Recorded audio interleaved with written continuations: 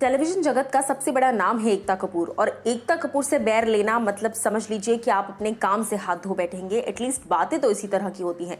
इस वक्त मैं आपके सामने एक ऐसी स्टोरी लेकर आई हूं जहां पर उन सारे एक्टर्स का, उन सारे सेलिब्रिटीज की लिस्ट शुमार है जिन जिन लोगों की एकता कपूर के साथ एक वक्त पर बहुत ही बड़े लेवल पर लड़ाइयाँ हुई हैं या फिर उनके रिश्तों में अनबन आई हैं और उसके बाद किस तरह से इनके रिश्ते ठीक हुए, उस बारे में चलिए आपसे बातचीत करते हैं। नमस्कार दोस्तों, मैं हूं ज्योति नाहक और स्वागत कर रही हूं आप सभी का शुद्ध मनोरंजन में।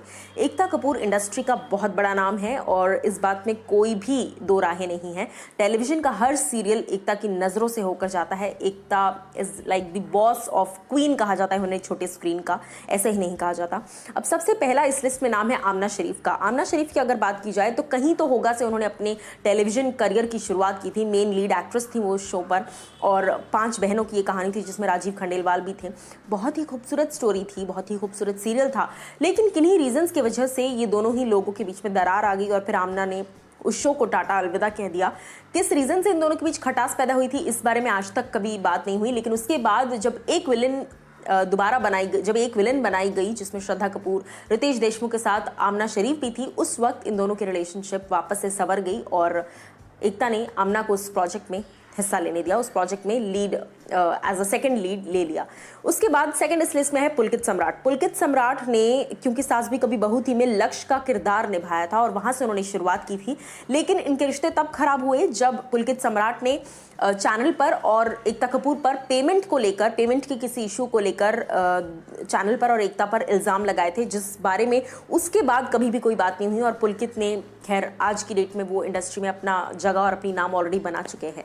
इसके बाद इस लिस्ट में तीसरा नाम आता है प्राची देसाई का। अब प्राची देसाई इस वक्त एक बहुत बड़ा नाम है इंडस्ट्री का, जो हम सभी जानते हैं। उन्होंने टेलीविजन से बॉलीवुड तक का सफ़र तय किया और काफ़ी अच्छी फिल्में दी उन्होंने, अच्छी एक्ट्रेस कही जाती हैं प्राची देसाई। प्राची और एकता कपूर ये दोनों ही लोग एक साथ एक शो से कोऑर्डिनेटेड थे जिसका नाम था कसम से, जिसमें राम कपूर भी मौजूद थे उस शो में।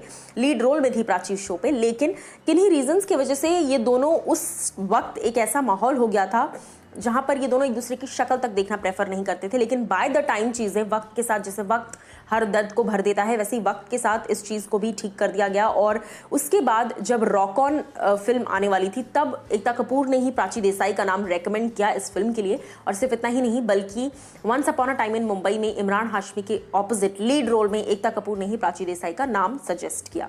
इसके बाद इस लिस्ट में नाम आता है अमर उपाध्याय का। अमर उपाध्याय की अगर बात की जाए तो क्योंकि सास भी कभी बहू थी में मिहिर विरानी, जो कि बहुत इंपॉर्टेंट कैरेक्टर था, मिहिर विरानी का किरदार अमर उपाध्याय ने निभाया था और उस वक्त अपनी करियर की पीक पर पहुंच गए थे अमर, क्योंकि वो सीरियल भी अपने आप में बहुत बड़ा हिट था क्योंकि सास भी कभी बहू थी। और ऐसे में उसके बाद इन दोनों के बीच काफ़ी अनबन हुई। एकता और अमर के रिश्ते कुछ ठीक नहीं थे कई डिफरेंसेस की वजह से, जिसके बाद अमर एक लंबे वक्त तक इंडस्ट्री से गायब थे। इंडस्ट्री में उन्होंने कोई काम नहीं किया और आज की डेट में वो कलर्स पर एक शो करते हैं। इसके बाद इस लिस्ट में एक शॉकिंग नाम है, क्योंकि ये नाम बहुत लोग नहीं जानते कि इसके साथ भी एकता की बहस थी। ये नाम है अनीता हसनंदानी। इस वक्त अगर बी टाउन की कुछ सॉलिड BFFs की जोड़ी आप काउंट करें तो उसमें एकता कपूर और अनीता हसनंदानी का नाम ज़रूर शामिल होता है। और अनीता और एकता दोनों ही बहुत अच्छे दोस्त हैं, आज की डेट में BFFs हैं, हमेशा एक साथ स्पॉट होते हैं या हमेशा पार्टीज कर रहे होते हैं साथ में। लेकिन एक वक्त ऐसा था जब काव्यांजलि के बाद एकता कपूर और अनीता हसनंदानी के बीच कई प्रॉब्लम्स आई थी। बीच में एक और टाइम ऐसा आया था जब once upon a time in Mumbai में प्राची देसाई को कास्ट किया एकता कपूर ने, तो अनीता हसनंदानी इस बात से खफा थी कि उन्हें साइडलाइन किया जा रहा है और कहीं ना कहीं अनीता को ये बात काफ़ी चुभी थी, उन्हें बुरी लगी थी ये बात, जिसके बाद एकता ने उन्हें मनाने के लिए उन्हें रागिनी MMS 2 और ये है मोहब्बतें, इन दोनों ही प्रोजेक्ट्स में काम दिया। इसके बाद इस लिस्ट में नाम आता है हमारे लायन, इस वक्त जो बिग बॉस के घर में आपको हाल ही में दिखे थे, यानी कि इजाज खान। इजाज खान अपने करियर की स्टार्टिंग में इंडस्ट्री का बहुत बड़ा नाम थे एंड अपने वक्त में उन्होंने बहुत काम किया यार इजाज ने। बट अनीता हसनंदानी और इजाज खान, ये दोनों ही लोगों ने काव्यांजलि से एक बहुत ही रोमांटिक कपल का खिताब जीत लिया था। काव्यांजलि में इनकी जोड़ी को बेहद पसंद किया जाता था। अब इसके बाद जब इन दोनों के रिश्ते खराब हुए, अनीता और इजाज ये दोनों अलग हुए, उसके बाद से कहीं ना कहीं अनीता की दोस्ती के कारण एकता ने भी इजाज खान से दूरियां बनाना शुरू कर दी और उसके बाद ये शायद आज तक भी बहुत ही एक कॉर्डियल टर्म्स पे है पर बहुत अच्छे दोस्त नहीं है। इसके बाद इस लिस्ट में नाम है कुशाल टंडन का। कुशाल टंडन जो कि बिग बॉस सीजन 7 में आए थे, कुशाल ने नागिन 3 के पोस्टर्स का, नागिन 3 का मजाक सोशल मीडिया पर बनाया था, जिसके बाद एकता ने अपनी नाराजगी भी जताई थी और एकता को ये बात बिल्कुल पसंद नहीं आई थी कि कुशाल इज मेकिंग फन। वैसे कुशाल की ये मेकिंग फन वाली हैबिट हमने बिग बॉस के घर में भी कई बार देखी है, बहुत ही इनसेंसिटिव तरीके से वो मजाक करते हैं। एनीवेज, अब इसी के चलते उसके बाद धीरे धीरे वक्त के साथ चीज़ें ठीक हुई और उसके बाद एकता कपूर के ही एक वेब सीरीज में कुशाल टंडन हाल ही में नजर आए थे। अब इस लिस्ट में अगला नाम है पार्थ समतान का, जिनको हाल ही में आपने अनुराग बासु के किरदार में देखा कसौटी जिंदगी सीजन 2 में। इसमें भी जहां तक बात पार्थ समतान की है, तो पार्थ और एकता के बीच के रिलेशनशिप्स खराब हुए क्योंकि पार्थ समतान और विकास गुप्ता के बीच के जो भी डिफरेंसेस थे वो कहीं ना कहीं होता है कि अगर मेरे दोस्त का दोस्त कोई और है और फिर उन दोनों में लड़ाई हो रही है तो आप अपने दोस्त की साइड लेते हो। सो एकता ने हमेशा विकास गुप्ता की ही साइड ली, जिसकी वजह से इनके बीच में हमेशा खिटपिट रही और इस रीजन से ये लोग इनके बीच में डिफरेंसेस आए।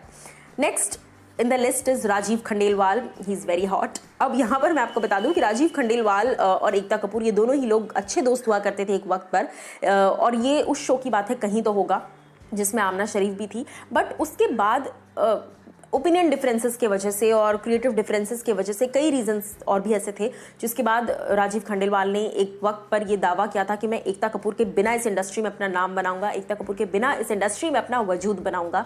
ये अल्फाज राजीव खंडेलवाल के थे। इसके बाद इस लिस्ट में है नाम रोनित रॉय का, who is again a very talented actor. Ronit Roy और एकता कपूर तकरीबन 2 हिट सीरियल्स उन्होंने दिए, एक तो क्योंकि सास भी कभी बहू थी और कसौटी जिंदगी की, जिसमें मिस्टर बजाज का किरदार उन्होंने किया था।